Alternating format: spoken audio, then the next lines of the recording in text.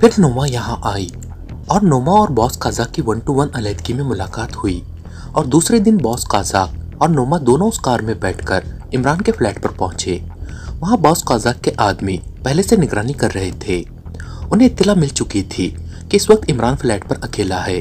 उसका बावर्ची सुलेमान मार्केट गया हुआ है, वो देर से वापस आएगा।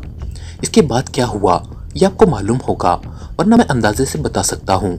एडवर्ड ने कहा, तुम बताओ, तुम्हारा अंदाजा ज्यादा दुरुस्त होगा, टाइगर ने कहा। उनकी निगरानी करने वालों ने मुझे बताया है कि बॉस की कार इमरान के फ्लैट की साइड में रुकी। नोमा कार से उतरी और सीढ़ियां चढ़कर ऊपर चली गई। उसके पास जदीद तरीन मिसाइल पिस्टल था। ये पिस्टल भी बॉस काजाक ने उसे दिया था। मिसाइल इंसानी जिस्म को मुकम्मल तौर पर ख़त्म कर देता है और उसका शिकार किसी सूरत बच ही नहीं सकता। अगर वो मौके पर हलाक ना भी हो तब भी उसकी हलाकत यकीनी होती है, क्योंकि इस मिसाइल में जो केमिकल होता है वो इंतहाई जहर आलूद होता है। ये केमिकल खून में शामिल होकर पूरे जिस्म के खून को जहरीला कर देता है और इस तरह शिकार की मौत वाकई हो जाती है। इस जहर का कोई इलाज नहीं है, एडवर्ड ने कहा। तुम वैसे यहाँ सुपरवाइजर हो, लेकिन जो कुछ तुमने बताया है उससे तो लगता है कि तुम्हारा ताल्लुक असला से भी है, टाइगर ने कहा। तो एडवर्ड बेख्तियार हंस पड़ा। जनाब टाइगर साहब, मैं 4 सालों तक असला की स्मगलिंग के सिलसिले में एक्रिविया में रहा हूँ। वहाँ असले के बारे में, पार्टियों को नए हथियारों के बारे में तफसील बतानी पड़ती थी। अब ये मिसाइल जो इमरान साहब पर इस्तेमाल किया गया है, ये मैंने बॉस के हुक्म पर मंगवाया था और साथ ही उसकी खुसूसियात की मालूमात भी हासिल की गई थी, एडवर्ड ने जवाब देते हुए कहा।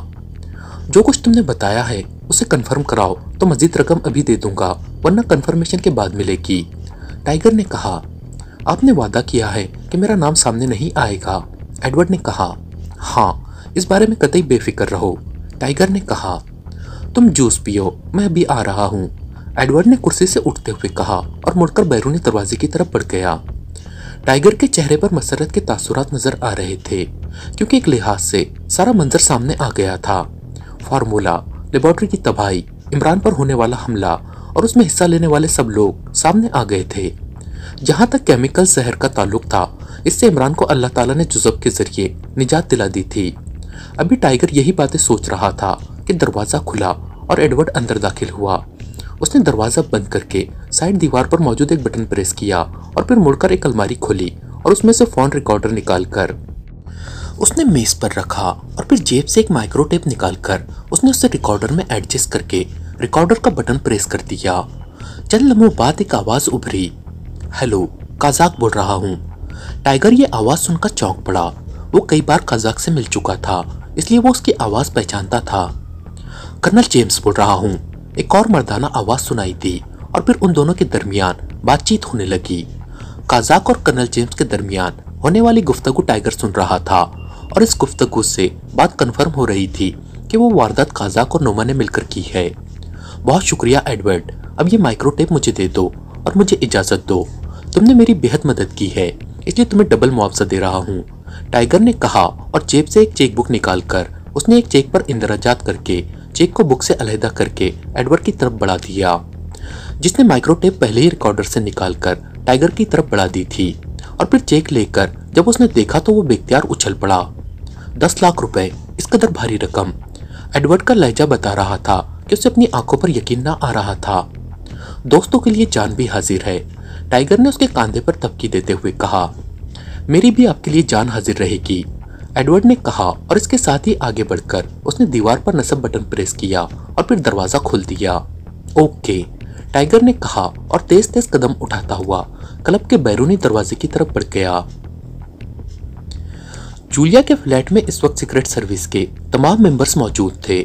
जूलिया ने सबको कॉल किया था कि उसके फ्लैट में आ जाए ताकि इमरान पर हमला करने वालों को ट्रेस किया जाए और अगर ये कोई मिशन है तो फिर इस पर काम किया जा सके।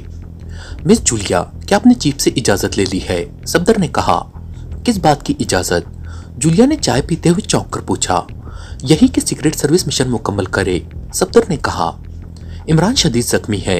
ये तो अल्लाह ताला का बेहद करम है कि उसने जोसेफ के जरिए इमरान को नई जिंदगी इनायत की है, वरना डॉक्टर सिद्दीकी जैसे डॉक्टर जो कभी मायूस दिखाई नहीं देते वो भी मुंह लटकाने पर मजबूर हो गए थे।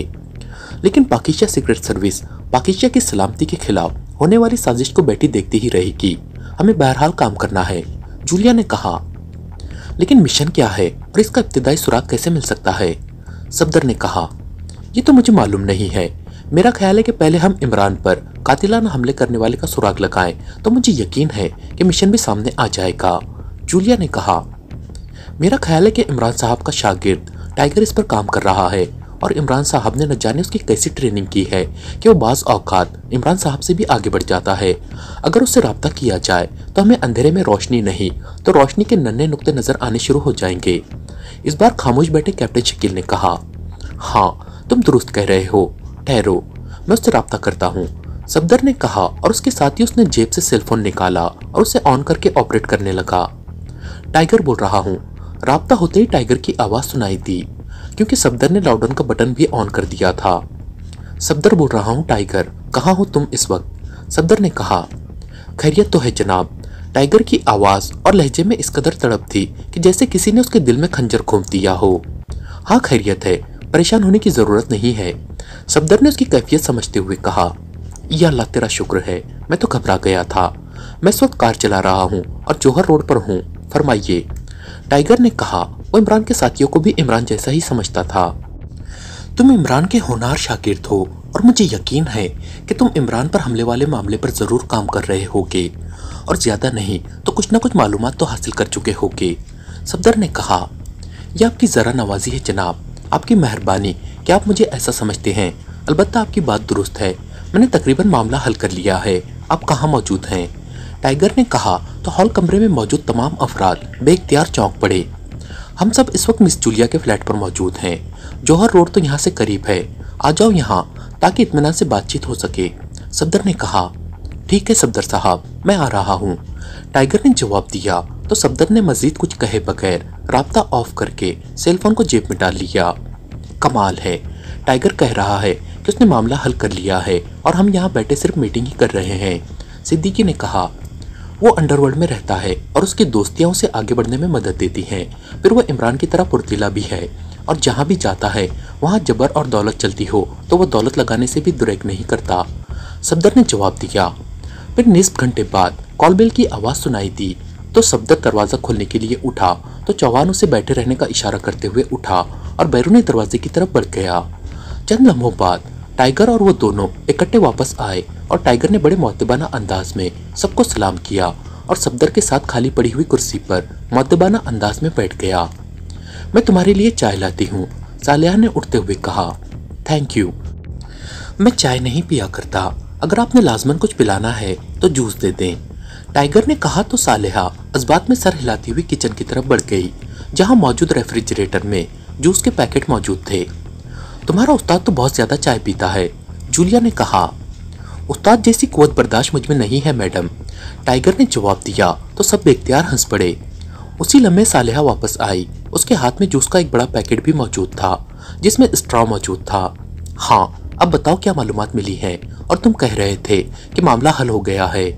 सफदर ने कहा तो टाइगर ने हमला आवारों की कार ट्रेस करने से लेकर काजाक क्लब के सुपरवाइजर एडवर्ड तक पहुंचने और फिर एडवर्ड ने जो कुछ बताया था उसने तकरीबन लफ्ज ब लफ्ज दोहरा दिया।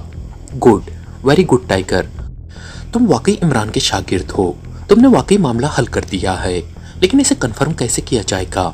सफदर ने कहा, मैंने कंफर्म कर लिया है, मेरे पास काजाक और कर्नल जेम्स के दरमियान होने वाली गुफ्तगू का माइक्रोटेप मौजूद है जिसमें काजाक ने हमले की पूरी तफसील बताई है। ये मैंने सुपरवाइजर एडवर्ड से हासिल की है। उस क्लब में कॉलें रिकॉर्ड की जाती हैं, उनमें से जो उनके काम की होती है वो अलहदा करके महफूज कर ली जाती हैं और फिर बाकी टेपों को वॉश कर दिया जाता है। टाइगर ने कहा। सालेहा, सामने अलमारी में माइक्रोटेप रिकॉर्डर पड़ा है, वो निकाल कर दो टाइगर को, जूलिया ने कहा तो सालिया सर हिलाती हुई उठी और उसने अलमारी खोलकर उसमें मौजूद माइक्रोटेप रिकॉर्डर निकाला और अलमारी बंद करके वो मुड़ी और उसने माइक्रोटेप रिकॉर्डर टाइगर के सामने मेज पर रख दिया। टाइगर ने जेब से माइक्रोटेप निकाली और उसे माइक्रोटेप रिकॉर्डर के मखसूस खाने में एडजस्ट करके बटन प्रेस कर दिया। चंद लम्हों बाद दो अफराद के दरमियान गुफ्तगू शुरू हो गई। उनमें से एक आदमी ने इब्तिदा में अपना तारुफ काजाक के नाम से कराया था, जबकि दूसरे ने कर्नल जेम्स के तौर पर। काजाक इमरान पर किए जाने वाले हमले की मुकम्मल तफसील बता रहा था।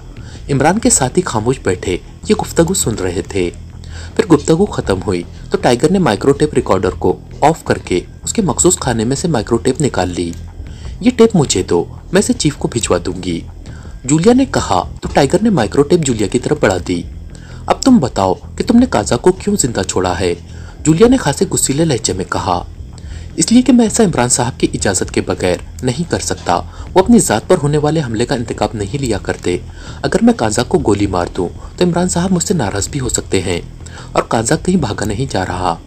इमरान साहब इजाजत दे दे तो उसका अंजाम इबरतनाक होगा। टाइगर ने जवाब देते हुए कहा, तुम उसे हलाक ना भी करो तब भी उससे पूछना तो जरूरी था कि कर्नल जेम्स इस वक्त कहाँ है और उसकी वहाँ क्या हैसियत है। सफदर ने कहा, माफी चाहता हूँ सफदर साहब, अगर मैं काजाक से ये सब कुछ पूछता और फिर उसे जिंदा छोड़ देता तो वो कर्नल जेम्स को फोन पर इत्तला कर देता, और वो जहाँ इस वक्त मौजूद है वहाँ तो एक तरफ किसी भी जगह दस्तयाब नहीं होगा, जबकि अब वो वहाँ मुतमईन होगा और हम उसे आसानी से छाप लेंगे। टाइगर ने कहा, तुम वाकई इमरान के शागिर्द हो, बिल्कुल उसी तरह गहराई में डूबकर सोचते हो। सफदर ने उसके कांधे पर थपकी देते हुए कहा, मिस्टर टाइगर, नोमा के बारे में अब तक आपने क्या किया है? सालिया ने कहा, अरे हाँ, नोमा को भी सजा मिलनी जरूरी है। जूलिया ने कहा, नोमा के बारे में अभी तक तो यही मालूम हुआ है कि वो काफिरिस्तान की रहने वाली है और वो काफिरिस्तान से आकर काजाक से मिली। बाकी उसके मुतालिक काजाक ने कर्नल जेम्स को तफसील बताई है। टाइगर ने जवाब देते हुए कहा, मेरा ख्याल है कि असल किरदार ये नोमा है जो इसराइली एजेंट कर्नल जेम्स से मिली हुई है। जूलिया ने कहा, नोमा काफिरिस्तान की किसी एजेंसी की हेड है या टॉप एजेंट, इसलिए चीफ से इजाजत लेना जरूरी है। सफदर ने कहा तो जूलिया ने इस बात में सर हिला दिया। मैं चीफ से बात करती हूँ, हमें फौरी काम करना है। जूलिया ने कहा और सामने मौजूद फोन का रिसीवर उठाकर उसने नंबर प्रेस करने शुरू कर दिए। आखिर में उसने लाउडर का बटन भी प्रेस कर दिया। दूसरी तरफ घंटी बजने की आवाज सुनाई दी और फिर रिसीवर उठा लिया गया। X2 राब्ता होते ही चीफ की मखसूस आवाज सुनाई दी। जूलिया बोल रही हूँ, सीक्रेट सर्विस के तमाम अराकीन भी यहाँ मौजूद हैं और टाइगर भी। हमारा ख्याल था कि इमरान पर हमला करने वालों को ट्रेस करें और अगर कोई मिशन है तो उस पर भी काम कर सकें, लेकिन फिर कैप्टन शकील ने कहा कि इमरान का शागिर्द टाइगर शायद ये काम कर रहा होगा। उससे राब्ता हुआ तो उसने आकर पूरी तफसील बता दी। जूलिया ने कहा और उसके साथ ही उसने टेप में काजाक और कर्नल जेम्स के दरमियान होने वाली तफसीली गुफ्तगू का हवाला देखकर टेप सुनवाने की इजाज़त तलब की तो चीफ ने इजाज़त दे दी और जूलिया ने टेप माइक्रो टेप रिकॉर्डर में एडजस्ट करके उसका बटन ऑन कर दिया, जबकि रिसीवर उसने टेप रिकॉर्डर के साथ ही मेज पर रख दिया। एक बार फिर वो सब टेप रिकॉर्डर से बरामद होने वाली गुफ्तगू सुनने लगे। जब गुफ्तगू खत्म हुई तो जूलिया ने रिकॉर्डर ऑफ करके रिसीवर उठा लिया। यस चीफ, आपने गुफ्तगू सुन ली, ये सब टाइगर की काविश है। अब आप हुक्म दें कि इमरान पर कातिलाना हमला करने वालों को कैफरे किरदार तक पहुंचाया जाए, और अगर कोई मिशन हो तो उसे भी पूरा किया जाए।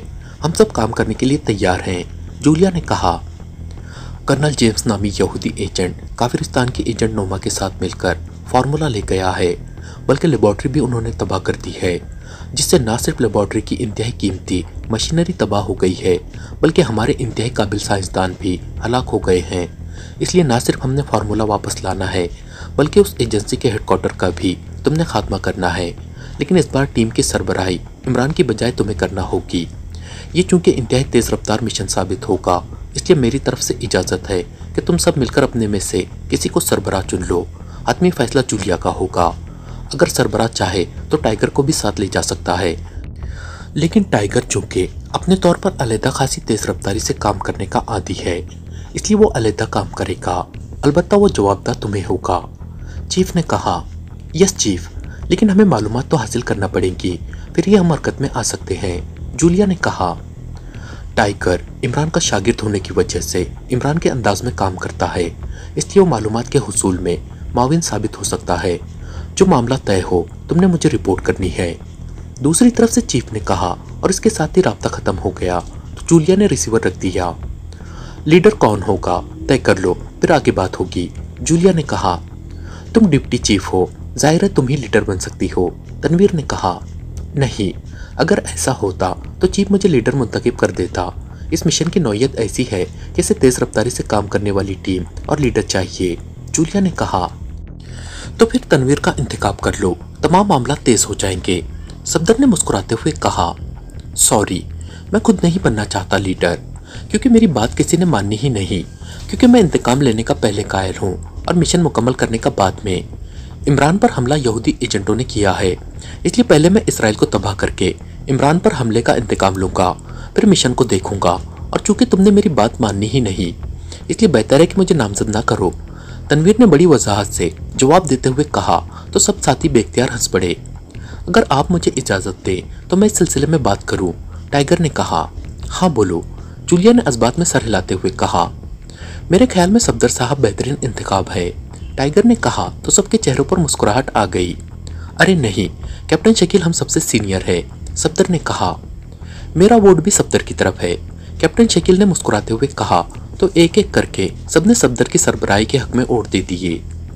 अब तो तुम्हें कोई एतराज़ नहीं होना चाहिए, जूलिया ने कहा। ओके, अगर तुम सब ऐसा चाहते हो तो मुझे तुम्हारी बात तस्लीम है, सफदर ने कहा। मैं चीफ को इत्तला दे दूं, जूलिया ने कहा और रिसीवर उठाकर उसने तेजी से नंबर प्रेस करने शुरू कर दिए। X2। राब्ता होते ही चीफ की मखसूस आवाज़ सुनाई दी। जूलिया बोल रही हूँ बॉस, पूरी टीम ने मुत्तफ़िका तौर पर सफदर को लीडर मुंतखब कर लिया है, जूलिया ने कहा।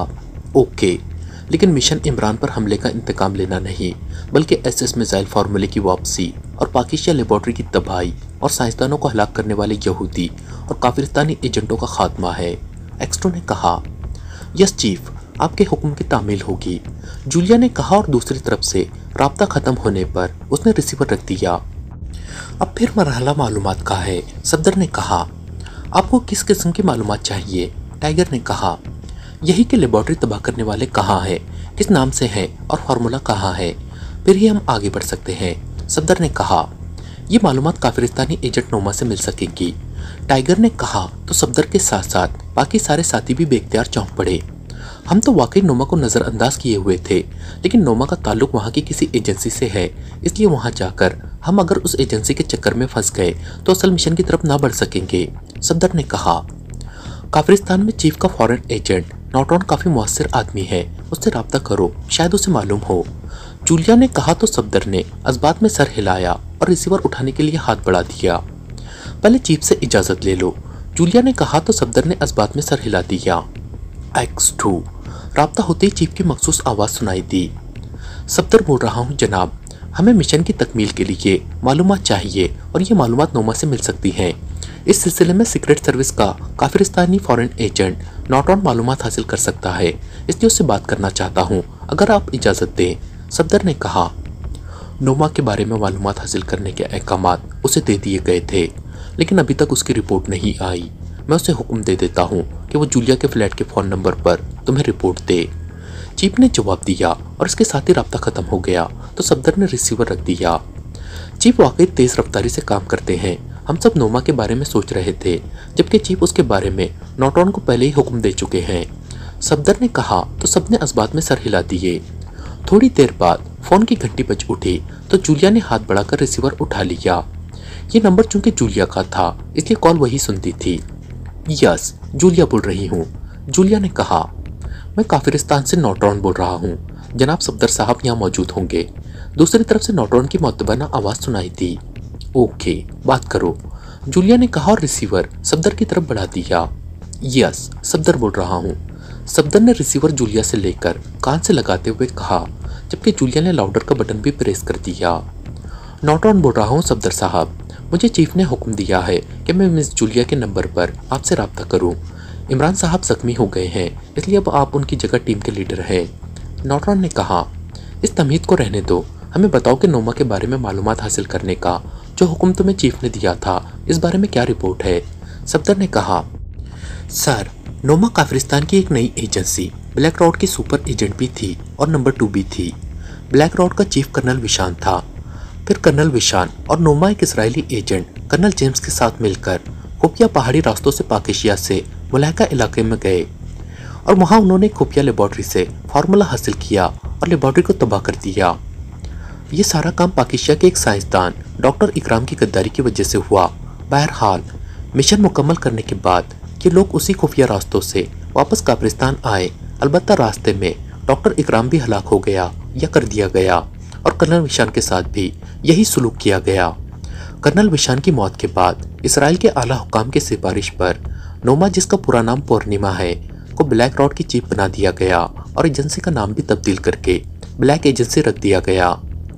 पाकिस्तान में काम करके ये ग्रुप वापस काफिरिस्तान पहुंचा और फिर इजरायली एजेंट कर्नल जेम्स फौरी तौर पर वापस चला गया। नॉटॉन ने तफसील से रिपोर्ट देते हुए कहा, ब्लैक एजेंसी का हेडक्वार्टर कहाँ है? सफदर ने पूछा। काफिरिस्तान के दारुल हुकूमत के नवाही इलाके कटार में है, नॉटॉन ने जवाब देते हुए कहा। तुम्हें पूरी तफसील मालूम है या नहीं? सफदर ने कहा। सर, कटार खासा बड़ा टाउन है, उसमें एक रिहायशी कॉलोनी है जिसका नाम ब्लू स्काई कॉलोनी है। इस कॉलोनी की कोठी नंबर 11A ब्लैक एजेंसी का हेडक्वार्टर है। इसकी हिफाजत का इंतजाम बहुत आला पैमाने पर किया गया है। नोमा यूरोप और क्रीमिया में तवील अरसे तक रही है, इसलिए इस हेडक्वार्टर में इंतहाई जदीद साइंसी आलात नस्ब किए गए हैं, नॉटॉन ने जवाब देते हुए कहा। उसकी रिहाइशगाह कहाँ है और ये कौन से क्लब में ज्यादा उठती बैठती है? सफदर ने पूछा। पहले यह अलहदा रहती थी, लेकिन जब से चीफ बनी है यह हेडक्वार्टर के अंदर ही रिहाइश पजीर हो गई है। क्लब के बारे में मालूमात हासिल करनी पड़ेगी, नॉटॉन ने जवाब देते हुए कहा। हम खुद मालूम कर लेंगे, थैंक यू, सफदर ने कहा और रिसीवर रख दिया। इस नोमा से कर्नल जेम्स और उसके एजेंसी के बारे में मालूमात मिल जाएंगी, सफदर ने कहा। मेरी गुजारिश सुन ले, अगर आप मुझे हुक्म दे तो मैं ये काम बहुत आसानी से कर सकता हूँ। वहाँ कटार में मेरे काफ़ी दोस्त हैं, अंडरवर्ल्ड में काम करने की वजह से। टाइगर ने मिन्नत भरे लहजे में कहा। तुम इमरान के शागिर्द हो, इसलिए तुम भी खुद ही सारे काम कर लेते हो। हम वैसे ही बैठे रहें जैसे इमरान की वजह से बैठे रहते थे, तनवीर ने गुस्सीले लहजे में कहा।